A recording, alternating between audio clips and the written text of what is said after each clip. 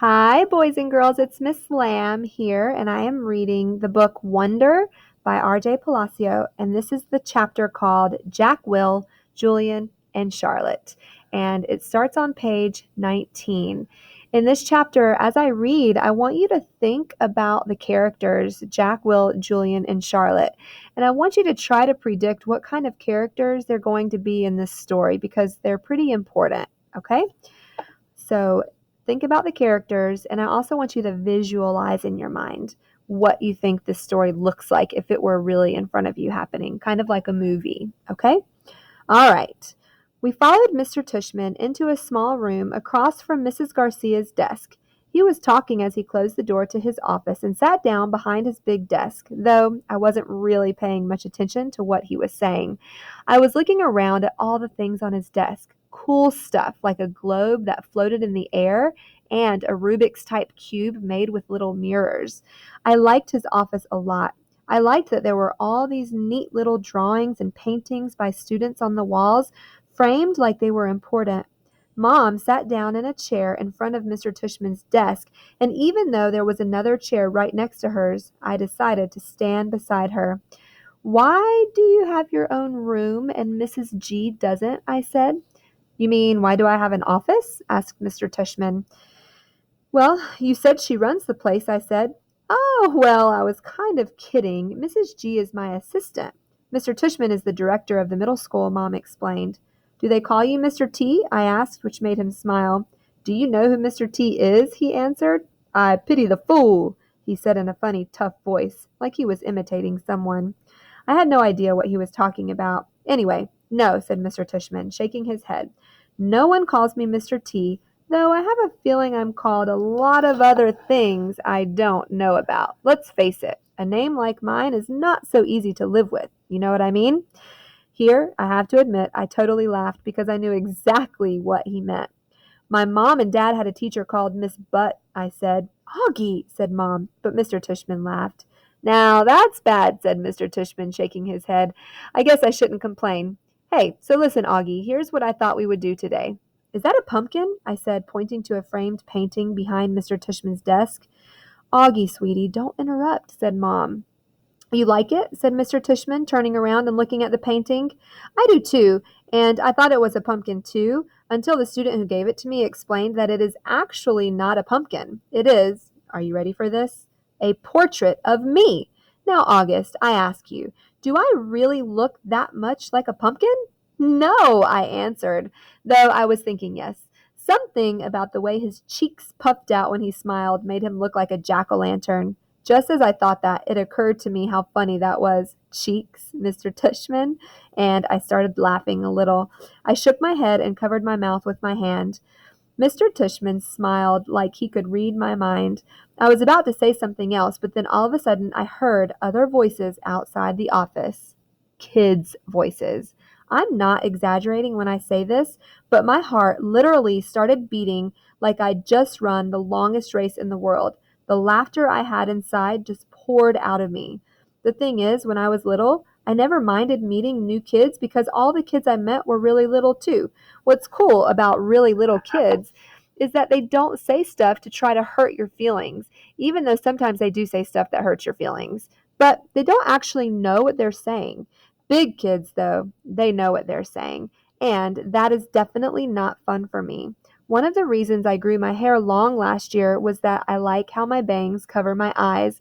It helps me block out the things I don't want to see. Mrs. Garcia knocked on the door and poked her head inside. They're here, Mr. Tushman, she said. Who's here? I said. Thanks, Mr. Tushman said to Mrs. Garcia. August, I thought it would be a good idea for you to meet some students who will be in your homeroom this year. I figured they could take you around the school a bit, show you the lay of the land, so to speak. I don't want to meet anyone, I said to Mom. Mr. Tushman was suddenly right in front of me, his hands on my shoulders. He leaned down and said very softly in my ear, It'll be okay, August. These are nice kids, I promise. You're going to be okay, Augie, Mom whispered with all her might. Before she could say anything else, Mr. Tushman opened the door to his office. Come on in, kids, he said, and in walked two boys and a girl. None of them looked over at me or Mom. They stood by the door looking straight at Mr. Tushman like their lives depended on it. Thanks so much for coming, guys, especially since school doesn't start until next month, said Mr. Tushman. Have you had a good summer? All of them nodded, but no one said anything. Great, great, said Mr. Tushman. So, guys, I wanted you to meet August, who's going to be a new student here this year. August, these guys have been students at Beecher Prep since kindergarten, though, of course, they were in the lower school building. But they know all the ins and outs of middle school program. And since you're all in the same homeroom, I thought it would be nice if you got to know each other a little before school started. Okay? So, kids, this is August. August, this is Jack Will. Jack Will looked at me and put his hand out. When I shook it, he kind of half smiled and said, Hey, and looked down really fast. This is Julian, said Mr. Tushman. Hey, said Julian, and did the same exact thing as Jack Will. Took my hand, forced a smile, looked down fast. And Charlotte, said Mr. Tushman. Charlotte had the blondest hair I've ever seen. She didn't shake my hand, but gave me a quick little wave and smiled. Hi, August. Nice to meet you, she said. Hi, I said, looking down. She was wearing bright green Crocs. So, said Mr. Tushman, putting his hands together in a kind of slow clap, what I thought you guys could do is take August on a little tour of the school. Maybe you could start on the third floor. That's where your homeroom class is going to be.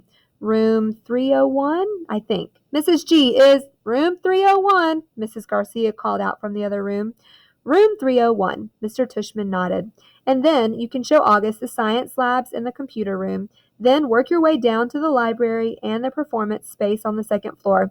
Take him to the cafeteria, of course.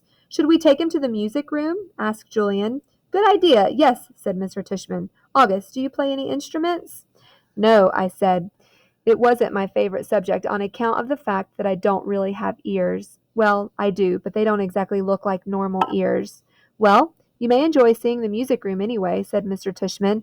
We have a very nice selection of percussion instruments. August, you've been wanting to learn to play the drums, Mom said, trying to get me to look at her, but my eyes were covered by my bangs as I stared at a piece of old gum that was stuck to the bottom of Mr. Tushman's desk. Great. Okay, so why don't you guys get going, said Mr. Tushman. Just be back here in, he looked at Mom. Half an hour, okay? I think Mom nodded. So, is that okay with you, August? He asked me. I didn't answer. Is that okay, August? Mom repeated. I looked at her now. I wanted her to see how mad I was at her, but then I saw her face and just nodded. She seemed more scared than I was. The other kids had started out the door, so I followed them. See you soon, said Mom, her voice sounding a little higher than normal. I didn't answer her. All right, what do you think about that chapter? What do you think about those three characters, Jack Will, Julian, and August?